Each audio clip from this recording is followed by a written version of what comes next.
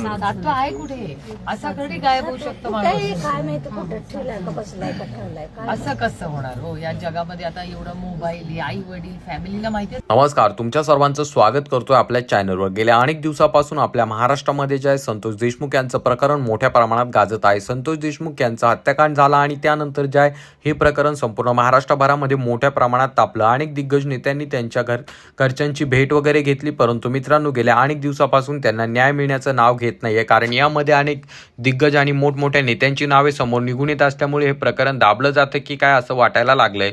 परंतु हे सर्व घडत असताना काल परवा जे आहे राष्ट्रवादीच्या नेत्या असणाऱ्या सुप्रिया सुळे यांनी थेट त्या ठिकाणी जाऊन भेट घेतलेली आहे. त्यांनी थेट संतोष देशमुख यांच्या आईची भेट घेतली व त्यांचं सांत्वन केलं. त्यांचे डोळे पुसलेले आहेत आणि त्यासोबत काही झालं तरी मी संतोष देशमुख यांना न्याय मिळवून देणारच असा प्रण देखील त्यांनी घेतलेला आहे. सोबत त्या ठिकाणी बोलत असताना सुप्रिया सुळे यांनी जे आहे धनंजय मुंडे यांची देखील तुफान लायकी काढली व त्यासोबत पोलीस प्रशासनाच्या कार्यावरती देखील त्यांनी आता प्रश्न उपस्थित केले.